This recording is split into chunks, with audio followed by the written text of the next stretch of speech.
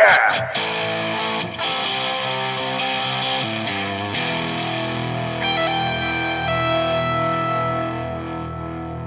What's up, everybody? Welcome to All Gas, All Georgia Sports, and I'm glad you are with us. We are in the dog days of summer, but luckily, we live in the greatest sports town in America, so our teams give us plenty to talk about, particularly with the Braves. Got a little bit of Falcons news, and I'm going to also cover some NFL news around the league. Why? Because it's right around the corner. We're in the middle of preseason, which means we're basically in the middle of the season, which means football is back. We're here. Last episode, I did basically an entire Falcons episode with some other stuff sprinkled in. That was my memory of that episode, at least, because I'm that excited. But not only are we in the middle of preseason, we got fantasy football drafts coming up. We've got college football that's going to start the week before the NFL. We've got so many wonderful things to be grateful for today. It is now Monday, August 15th, which means we are halfway through August, and, we're halfway through, in my opinion, what is the worst month of the year. And I'm trying to work on my perspective. Why do I hate August? I don't know. It's hot. And by the time August rolls around, I'm done with the heat. I'm over it. And then NFL preseason starts, which is just a big tease, but I get so excited. So I do love this time of year. I love getting excited for fantasy football, for NFL, for college, for all that stuff. But September is really when, my head's going to explode from excitement. So August, a bit of a tease, but we got good stuff going on. We have good news around the league, and it's about to be getting cold. We're about to hit free utility month, which is October. That's right around the corner. I'm seeing Halloween candy in grocery stores right now, which, I'm not going to lie, it's a little much. I mean, mainly because whenever I see all of these Halloween decorations in every store, Sam's Club, Walmart, Kroger, we were at a furniture store the other day. It was like 2 weeks ago, and they had all of their Halloween stuff out. And I got so excited when I saw it. And then when I stepped out and got hit with that just wet wave of, hot, humid Georgia heat, I just got kind of depressed because I was like, oh my God, I can feel that crisp autumn air flowing through my veins, and it immediately left as soon as I stepped out. So anyways, enough with the pessimism. What do you say? We're going to keep it positive. We've got a lot of good stuff to talk about. And as always, I'm going to start off this show with a trivia question for you guys. So we're cycling back through some Braves trivia. This one is a little bit simpler, although the last few have been pretty simple, but curious to see if anyone knows this. The trivia question today is, how old was Ozzie Albies when he signed with the Braves? How old was Ozzie Albies when he signed with the Braves? So think about that one. See if you remember, or if you know. If you do know this, then you're pretty hardcore, in my opinion, because there's not really much reason for most people to know this. So yeah, if you know this one, congrats to you. Have a little bit of, I have the answer at the end of the episode, along with just a little bit more, detail on his signing. But I love Ozzie. Can't wait to get him back. We're going to get into a little bit of, injury updates with the Braves throughout this next segment. And in that will be Ozzie Albies' expected date of return. Well, date range. We'll get into it more in a bit. So anyways, on to the Braves. The Braves just completed a 4-game sweep of the Marlins. Hell yes. We swept the Red Sox. There's only 2 games, but we won both of those. We won 4 against the Marlins. We're on a 6-game winning streak, which is fantastic because we really needed it after getting shellacked by the Mets in New York. Because after that series, I mean, maybe it was irrational. I'm sure it was irrational, but I was really bummed after that series and pretty much was like, oh, crap, definitely not going to win the division. We're done for. The Mets got it.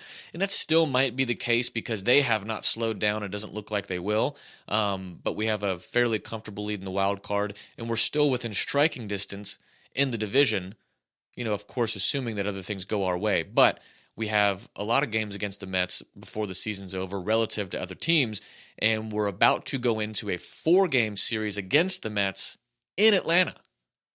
Key component of that is that it's in Atlanta. So I'm expecting the atmosphere in Atlanta to be next level, as it always is.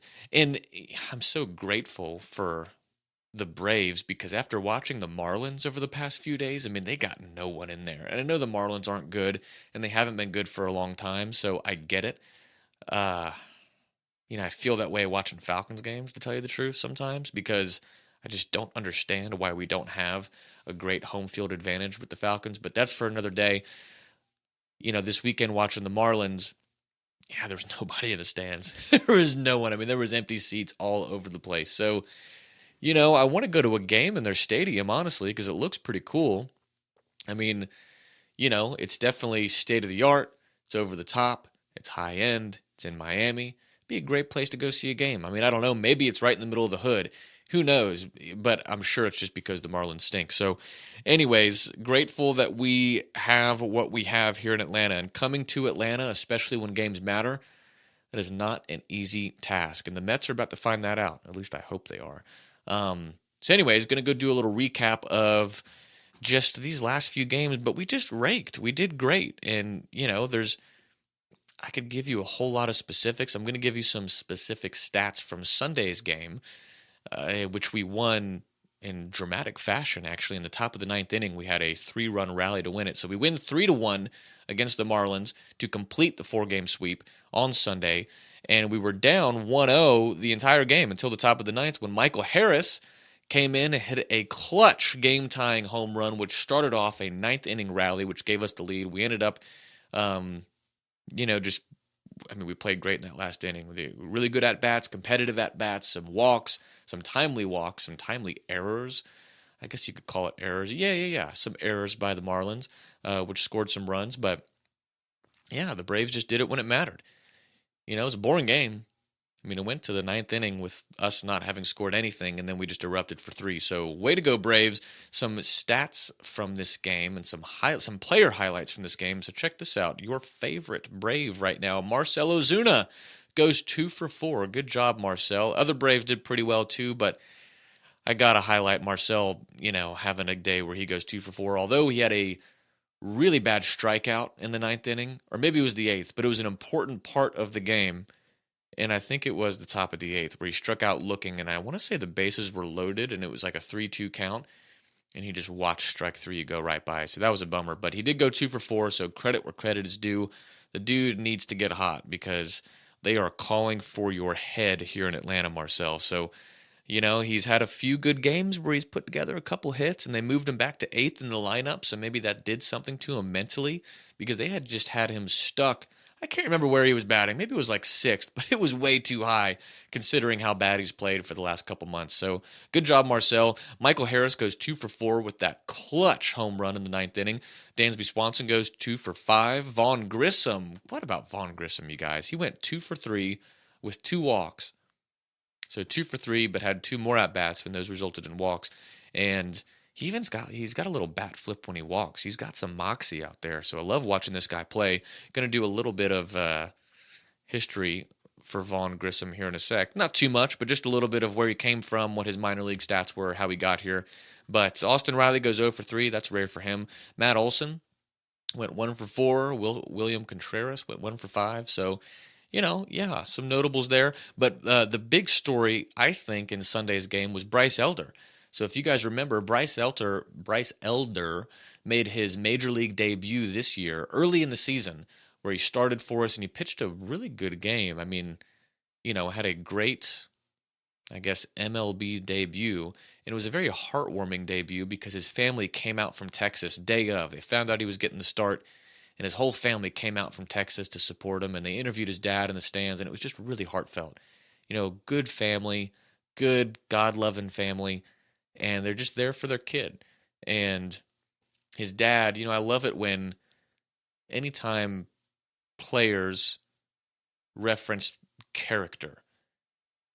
I don't know if that makes sense. Like his dad was like, I'm so proud of him as a baseball player. I'm so proud that he's accomplished this because it's taken a lot of hard work and dedication. But what I'm most proud of is the man that he's become. And anytime I see things like that, it just makes my heart swell up. I love it. I love hearing proud fathers, but just anytime you hear, I love when people get like the Walter Payton Man of the Year award in the NFL. I love seeing what these guys are like, and I don't know much about Bryce Elder, but I remember his debut vividly because of that. And his dad made sure to highlight his character almost more than his baseball playing. So love that. He's got a good dad and a good family when they're talking about things like that during his MLB debut. So good for them, good for him. But anyways, Bryce Elder had a couple starts earlier in the season, struggled after that, heartfelt debut, went back to the minors, kind of got his mind right. I saw a couple interviews with him, or maybe it was social media posts or something, where he was talking about getting his mind right and just mentally getting himself, prepared to get back to the majors, because I'm sure it's just an absolute shock to the system when you get to the MLB. But he successfully did that, and on Sunday, Bryce Elder went 7 innings, only gave up 3 hits and 1 earned run and 10 strikeouts with only 3 walks. 10 strikeouts. 10 Ks for Bryce Elder on Sunday. Good for you, Bryce. Fantastic. We need some pitching right now, too. So we'll take whatever we can get, because with the Mets coming into town, I've said this maybe on 5 different episodes, but the clear difference between us and the Mets at the moment, in my opinion, is the pitching. And our pitching is not bad. We have good pitchers, but they have great pitchers right now. Their pitchers are playing great at the moment. And our guys have been a little more hot and cold, I think.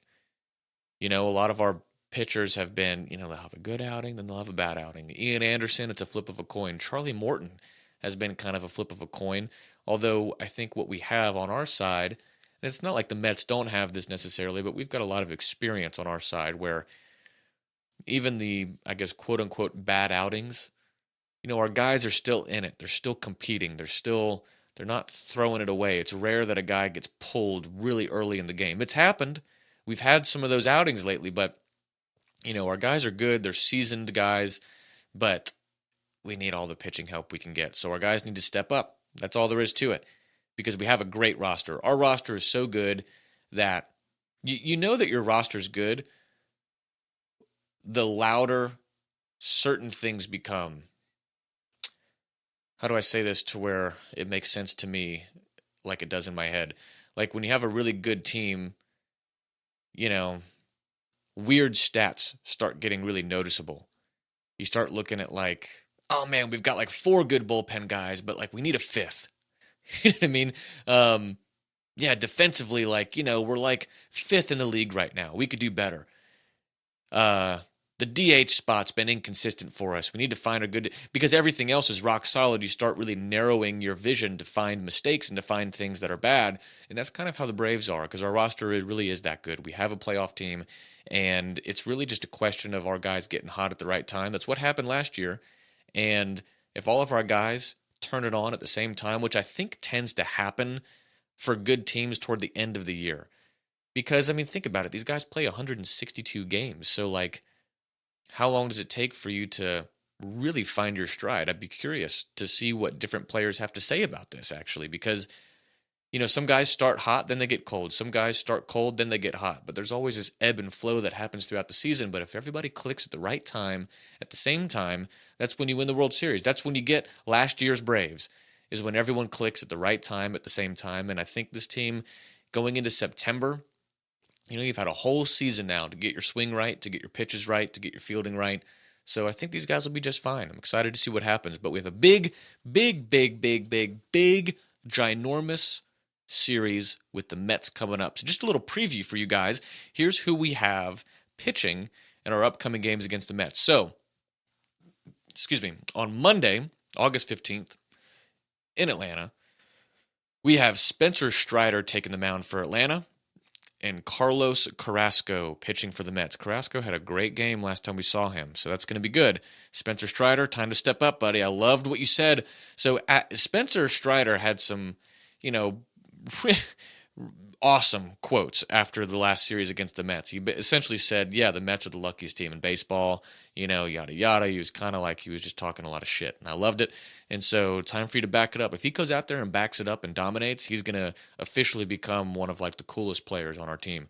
On Tuesday, we have Charlie Morton taking the mound for the Braves against Taijuan Walker. Botched that pronunciation, I'm sure. Taijuan Walker. Oh, Jesus. Taijuan Walker. There you go. Pitching for the Mets on Tuesday night against Charlie Morton. So, Charlie, let's go. And then on Wednesday, we've got Jake Odorizzi pitching for the Braves against Max Scherzer. Ooh, buddy. God, he's got a 1.93 ERA this year. Scherzer's dominant, no doubt about it. And then on Thursday, we don't have a pitcher yet for Thursday. I mean, we have one, but we haven't announced who's starting. But we are facing Jacob deGrom. So those last two games, God, I mean, just expect those games to be low scoring. You know, I just hope that our pitching can handle it. I know that Max Fried. Well, actually, I'm going to get into a little bit of injury updates for you guys. So, to give you our current injury report, at least what's been reported over the last few days. So here you go. So Kyle Wright is day to day right now. He's dealing with right arm fatigue and won't start in the first three games of the upcoming series against the Mets, which begins on Monday. Reported by Justin Toscano of the Atlanta Journal-Constitution. So we know we're not seeing Kyle Wright for the first three games. Maybe we see him game 4. But right arm fatigue is what he's dealing with. Acuna right now is day-to-day, something with his knee. He wasn't in Sunday's lineup against the Marlins, although they pinch hit Acuna in the 9th inning. And as soon as they pinch hit him, and Acuna was getting gassed up, he was kind of getting himself hyped. You saw him drinking some Gatorade, kind of stretching it out, getting ready, because it was a close game in the 9th inning. You know, it was a one-run game, and then when we had tied it up, there was a chance to take the lead. So he was pumped, as was I. And Acuna comes out, and as soon as he steps up, they intentionally walk him and load the bases. And then, you know, it was poetic because right after that, I think it was right after that, we scored on a wild pitch. So, you know, that's what you get for intentionally walking him. But Erre Adrianza is out, and he is on... Oh, it just says placed on the injured list for an undisclosed reason on a Friday. Still don't know the deal with Erre Adrianza. I suck at pronouncing names. I'm so sorry, guys. Travis d'Arnaud is day-to-day. Lower leg. He's not expected to return until Monday at the earliest. Max Fried. So from that last series against the Mets, he was placed on the 7-day concussion injured list. And retroactive to August 8th. So 7-day IL means that starting tomorrow on the 15th, he's officially, I think, going to be lifted off of that, depending on how he's doing. But remember, he had that weird play at first where he went over to first to cover for a double play, and it kind of bounced off his chest. It bounced on the ground, hit off his chest. He went back to get it, and he tried to do this like really athletic play to throw it to home because someone was trying to score. And he like smacked his face on the ground and got a concussion, I guess. So yeah, I hope he's okay. But him being placed, so he got placed on the DL or on the 7-day IL on August 11th, but it was retroactive to August 8th. So that means by the 15th, he should be okay. So maybe he's going to start game 4 against DeGrom. You know, when you're going against DeGrom, we need, God, just throw him whoever we can. Adam Duvall still hurt, 60-day IL. Orlando Arcia, 10-day IL for a hamstring injury. Said he could return in 3 to 4 weeks. So not really 10-day IL, you know what I mean? But yeah, that's where we're at. And also, just to kind of add to that, just to give you guys an update on where Albies and Soroka are in their return. So Ozzy Albies is expected mid to late August, with September being worst case scenario. So we're getting close to seeing Ozzy Albies again. You know, he broke his foot on that weird play against the Nationals, and this is when we were on that hot streak in June. And he's getting close. So we should be seeing him in the next couple of weeks. I'd say 2 to 3 weeks being worst case scenario. But we're going to need him as we get down the stretch. Mike Soroka, right now, at one point I had read August 19th for Mike Soroka. That was about a month ago, though. So these things change. You know how they go. But right now, all reports are saying it's going to be at least September until we see Mike Soroka. So can't wait to get him back. I really hope that, I'm just excited to watch the guy pitch again. It's been 2 years. Can you believe it's been 2 years? It felt like yesterday where I was watching him. And I've said this a number of times, but when him and Fried were both rookies, I think, maybe Fried was a little older than him at that point, but no, they were both rookies. But either way, you know, Mike Soroka was dominant when he was a rookie. Like sub-2 ERA or something crazy like that. It was really impressive. And he was, I want to say, our opening day starter the next year. above Max Fried, and that was the COVID year when Max Fried didn't lose a game all season. So yeah, Mike Soroka's the truth. When he was playing, I mean, he was really good. His command was fantastic. His movement was electric. His, pitching arsenal was robust. If I think of any more adjectives to describe Mike Soroka, I will. But for now, I think that'll do. But he was really good. So excited to see him back. And I just hope he's back to form. I mean, I don't know what having 2 years off does to a guy. Now, surely, of course, before we see him, playing in the big games, he's going to have had some rehab starts, I'm sure. And Gwinnett, he's going, I know that this is all these guys do, is physical rehabilitation and getting someone to perform at their absolute best. So he's going to be ready. But yeah, what's that going to look like? I don't know. Having that Mike Soroka in the playoffs to add to everyone else we have, that'd be a really good thing. So that's all I got for the Braves at the moment. But, go Bravos. It's time. I mean, the Mets are coming to town. And, this really, this is kind of our, I don't know, this might sound dramatic, but this is going to be, depending on how September goes, there's a pretty good chance, knowing what we know right now, that this is going to be our last chance to take this big of a leap forward in the division before the end of the year, because we have 3 games against the Mets at the end of the year, but we got 4 right now. We're 5.5 back. Let's look at the standings real quick. We are 5.5 back, I believe, going into this series with the Mets, and that is true, 5.5.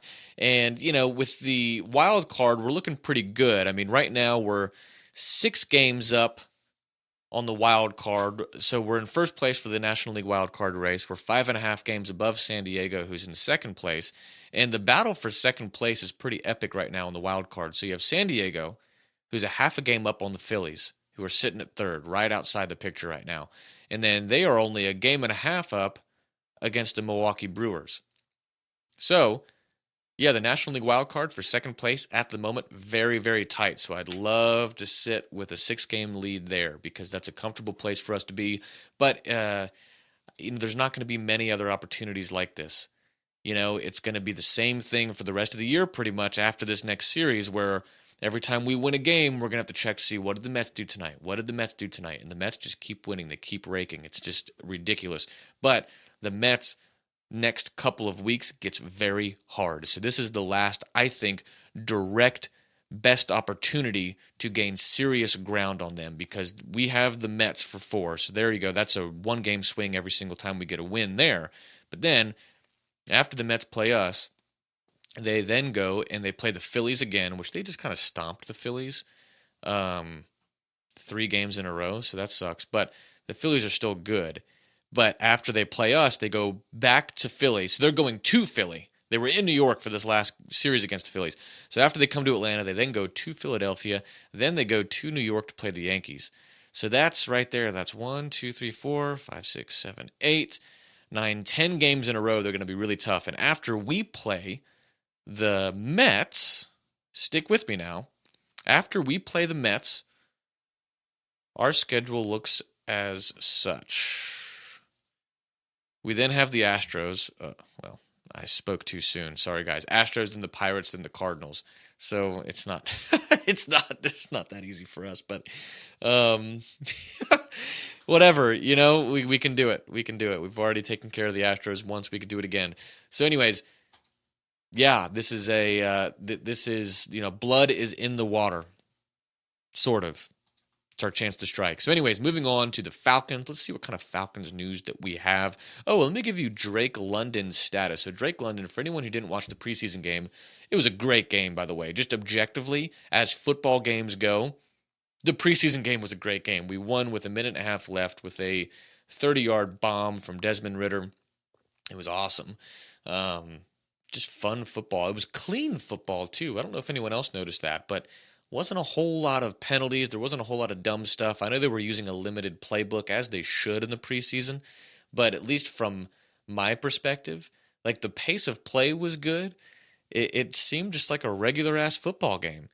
Well, a lot of preseason games, you go, okay, this is the preseason. This is getting sloppy. It's getting messy. It's kind of like, people, clearly these guys aren't very good, but the Falcons got depth. They've got a lot of good players right now. Compared to last year, their depth is night and day.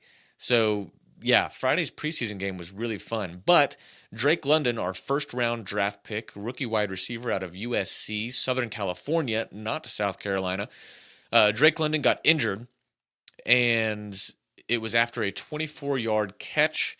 He was the game's leading receiver with that 24-yard reception, but he went down right after that. He just landed on his knee kind of awkwardly. Didn't look like, anything too serious, and that's all reports are saying that it's not. So no reason to expect this to be a long-term concern. He did not practice today. Drake London did not practice on Sunday, and Drake London is not expected to practice this week. But Arthur Smith is like, look, guys get banged up. That's what this league is all about. So we just take every precaution that we can. He's still going to be there. He's not just going to be at home playing video games all week, but you know what I mean? He's going to be, limited in the type of physical stuff that he's doing. So, from everywhere that I can see, no one says what he actually did to his knee. Every report is saying it's just not serious. So, whatever. He got a little banged up, so they're just going to sit him. And it's the preseason, so that's smart. I mean, but yeah, I mean, I looked everywhere and couldn't find anything that said exactly what happened to him. See if there's anything in this article by the Falcoholic. An injury update for Sunday. We have multiple Falcons back in practice. He missed Friday night's game. We continue to hear Drake London's injury is not going to be a long-term concern. Those are more victories after we got to enjoy a rare one on Friday. Yeah, that's true. Josh Kendall at The Athletic reports, London's injury is not something that's going to impact the coming season. While our own Will McFadden reports Arthur Smith has not given much of an update on the timeline beyond that. It's probably safe to say that London's playing time in preseason, if there is any remaining, will be quite limited. Yeah, that's fair. So yeah, and Arthur Smith doesn't give you much. In all of his press conferences, he's just he's Belichick-y.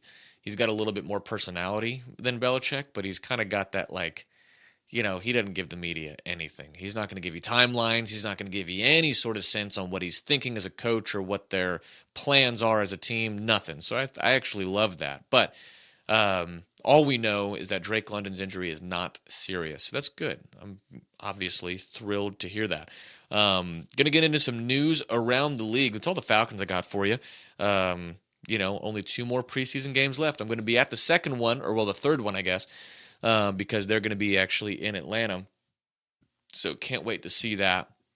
And yeah, I got season tickets this year, so I'm going to be able to give you guys some boots on the ground info from Mercedes-Benz Stadium. Cannot freaking wait. Love it, love it, love it, love it. So anyways, news from around the league. Let's see what's going on. First thing that comes up here that I saved for you all is this is from ESPN.com. The NFLPA president calls for league to reevaluate what is an acceptable surface after preseason opener in Chicago. Yeah, Chicago always gets a hard time for how terrible their field is. Everybody references how horrendous the field is in Chicago. And it's weird because I'm sure that actually the right thing to do in every scenario with every field is to have artificial turf, right? I mean, if you want to really just even out the playing field and have everybody doing the exact same thing, and, I think they've probably nailed it down enough to where those fields are probably safer. You get better grip. I ran around Mercedes-Benz Stadium, literally, and I did one of those tours or whatever. And, I mean, seriously, when I was, on that field, I felt like I could jump higher. It was awesome. I mean, you really do feel like there's something to, it just makes you feel a little bit lighter on your feet when you start running around. It's a little springy. You got some pep in your step. You can just tell that these things, whatever they do, it's incredible. But, yeah, I mean, really, everybody should have that. However, there's a part of me that loves the fact that there are some terrible fields out there. I just think it's cool for the game. But there's a lot of things that I think is good for the game in a lot of sports that objectively just aren't. I don't think we should have robot umpires in the MLB, but I know that objectively that's the best way to make it fair for everybody, and you never have to worry about a mistake. Boom, it's accurate every single time. So is that the right thing to do? Yes, but I love bad calls. I love it. I love horrible calls. I love those borderline calls that it's a judgment call, and then like if the catcher frames it right, or if the pitcher is hitting the exact same spot, and if he's accurate all night, how he can manipulate the strike zone in a way where he can kind of get himself calls that a different guy might not if he's being less accurate. I love stuff like that. So, as a football fan, I think it's cool watching a game that's in Chicago and seeing how it's like just kind of a terrible field. And, Green Bay's got that. What else has natural grass? Carolina does, right? Yeah, I think Carolina's got grass. But, anyways, I like seeing it. I think it's just awesome. And even when people talk about how bad it is, I don't know, maybe it just adds an element of grit to the game that it's just fun to see. I think all of the AFC North teams, Bengals, Steelers, Baltimore Browns, Ravens, Browns, I think all of them play on natural grass. But yeah, I don't know. It's just cool. I don't have any reason to say why I think it's cool other than I think that it is. But from this article, I mean, people are freaking out about the Bears, and I think of all the teams in the league, it's been pretty consistently reported that the Bears have the worst. Like that Soldier Field is the worst. And on this article from Courtney Cronin, playing surface of Soldier Field was the subject of criticism throughout the Bears' 19-14 preseason win over Kansas City. On Saturday, filled with noticeable divots and patches of missing grass, the field conditions became so noticeable that J.C. Tretter, the president of the NFL Players Association, took to Twitter to question why the league allowed the Bears and Chiefs players to perform on a surface in such a poor visible state. I mean, honestly, yeah. If you have patches, it's like, get your life together. What are you doing? I mean, that's almost like in the last Game of Thrones season when you saw Starbucks cups.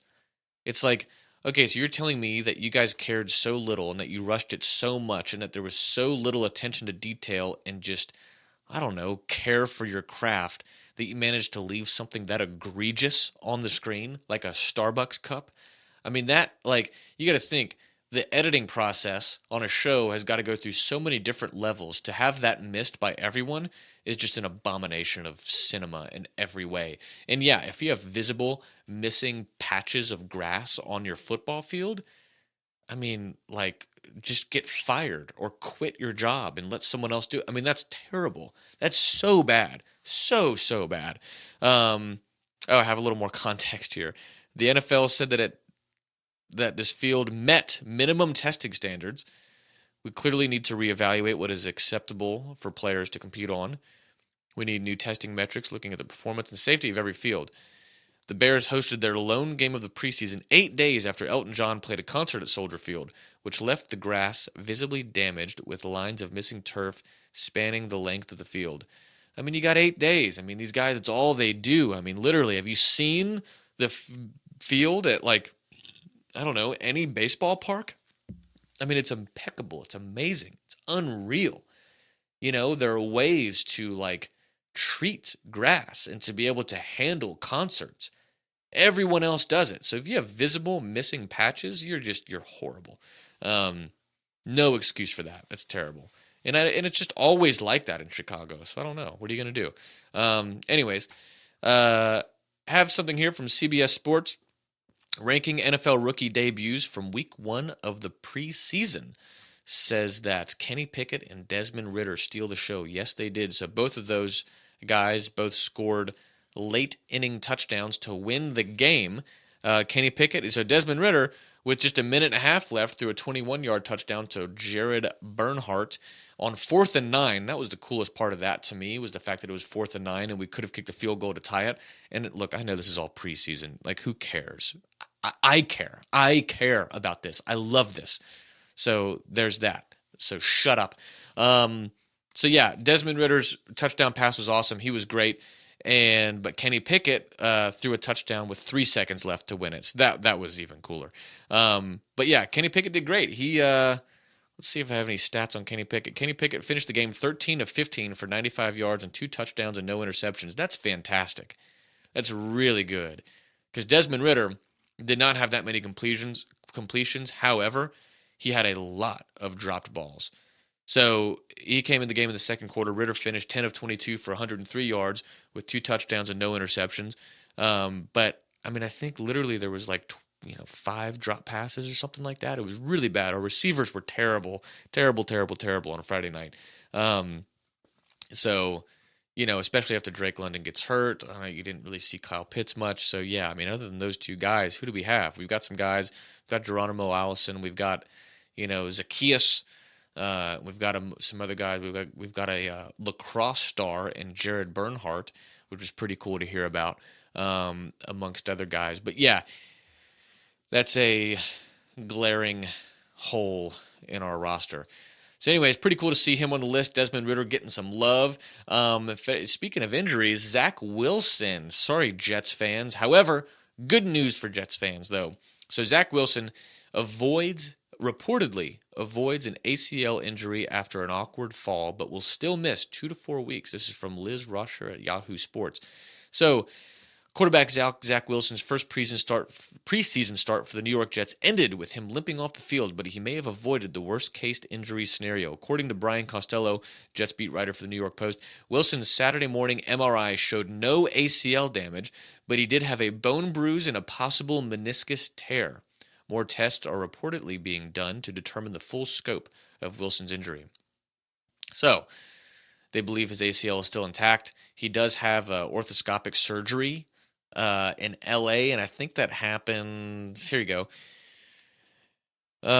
Wilson will need arthroscopic surgery, but there's optimism that he could be ready for week 1 against the Ravens. It doesn't say when that surgery is, but he just went down on a scramble, kind of just twisted his leg in an awkward way, and avoided a really bad injury. So prayers out for Zach Wilson. I never want anyone to get hurt. That's terrible, especially someone so young. I've gotten so much more of a perspective as I've gotten older and realizing what these guys are going through because, most of these guys that go to the NFL, I don't know, are out of the league by the time they're 25, maybe 26. If they're, if you're a quarterback, you might be able to have a little more longevity bouncing around being a backup, which is great when it comes to your livelihood. You know what I mean? But so many of these guys, man, if they get hurt and if they don't get that big contract and then, nobody wants you after a few years with no experience and no it's a rough life, man, because then you get out of the NFL and what skills do you have? Now, some of these guys do a better job than others, but I've become much less judgmental of someone trying to get money when they can, because for a long time when I would hear receivers or any player go like, hey, man, I'm not going to play until you pay me, because I'm trying to get paid and I'm in my prime. You guys need me. But also it's like I'm performing a service and I need to be compensated for that. Well, I used to always think that was very selfish. I used to always think that was very, me first rather than team first. And I still do to an extent. I think that there is still like a spectrum there, if you will, where you can kind of, two things can be true at the same time. You can be doing the right thing for yourself and for your family, but then you can also be selfish at the same time, depending on how you're handling yourself as a professional. But I judge that much less these days. So Zach Wilson getting hurt, I feel for him. I'm very glad to hear that it's not serious. And for a guy that's that young, who's got this much promise, man, you want him to succeed, as a human being. So anytime you hear like a preseason injury for a young guy, I just hate that, man. I hate it. And also, too, self-centeredly, I hate it for fantasy football implications. Because, now, I've said this to you guys before, wait until after the preseason to do your draft, you guys. Wait until as close to the regular season as you possibly can to do your draft. It's a huge deal. Do it. Don't do it now. Don't get too excited and do it when there's still like 2 preseason games left, because things like this happen. Every single year, this happens. It's the game that they play. It's football. It's contact. It's injury prone. Don't do your fantasy draft yet. Just don't be stupid. So last thing I'm going to report to you guys, and I love this. This is one of the coolest things I saw all weekend. NFL legend Deion Sanders, this is from Fox News, says that the Hall of Fame ain't the Hall of Fame no more.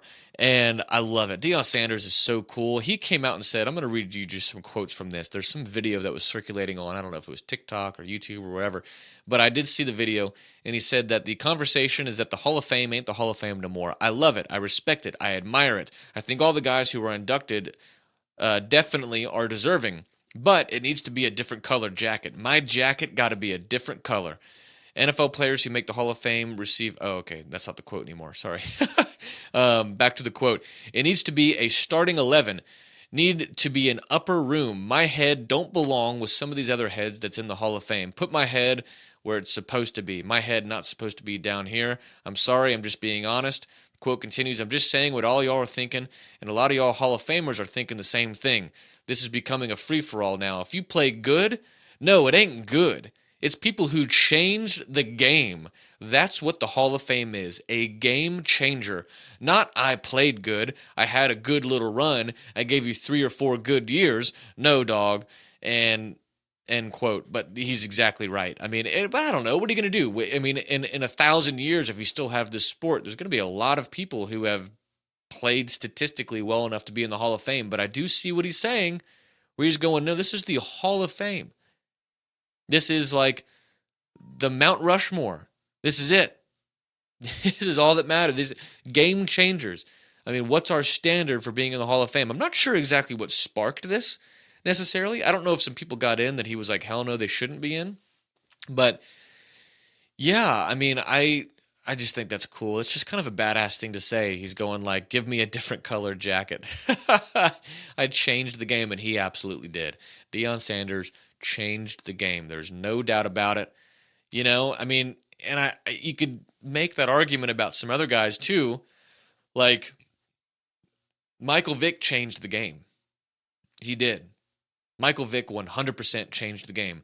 Should he be in the Hall of Fame? Yeah, I don't know. You tell me. But pretty badass quote there from Deion. So that's all that I have, all the news that I have to report for you. I'm going to circle back around on our trivia question from earlier on in the episode. So if you have stuck around this long, I thank you. I appreciate it. Please give us a good rating on whatever, podcast application you're using. Leave us a comment. Send me an email. It's talkingallgas@gmail.com. Talkingallgas@gmail. Spelled exactly as it sounds. You can follow us on Twitter at @AllGeorgiaSportsGuy, at @AllGASportsGuy, and we are also on TikTok and YouTube, so make sure you follow us and subscribe, do all the good stuff. But I really appreciate y'all supporting and listening, and I hope you're having a good time, because I know that I am. So anyways, trivia answer is, how old was Ozzie Albies when he signed with the Braves? The answer is he was 16 years old. Ozzie Albies signed when he was 16, and he was signed by the Atlanta Braves for $350,000 as an international free agent on July 2nd, 2013. He started switch hitting that year, too. That's pretty incredible.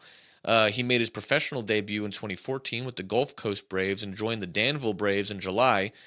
In 57 games, Albies hit .364 with a home run. Was that just one home run? Okay, whatever. After that season, he was ranked among the top 100 prospects in baseball by Keith Law and the 5th best in the Braves farm system by Baseball America, and that was in 2014, so he was only 17 years old by the time he got those kind of rankings. So pretty cool stuff. Ozzie Albies is a special talent. Can't wait to get him back. We hope you're feeling good, Ozzie, and you get back and you give to us what you always do, which is a great performance and a lot of energy. Love the energy he brings. Can't wait to get that back. So, good stuff. Glad you guys are, listening, and have an awesome week this week. I mean, really go out and make someone's day. I always end this. Please go out and make someone's day. It does not take much to do so. It could be a good look. It could be a hi, hello, how are you? You look nice. Hey, just enjoy your company. Maybe you call someone you haven't talked to for a while. Maybe you just call someone that you've been thinking about calling for a while and you just, for whatever reason, haven't. Life gets in the way. We all get it. Maybe it's picking up some flowers for the wife on the way home. Whatever it may be, make someone's day. It's a really, really easy thing to do. So, with that being said, I love you guys, and I'll see you next time.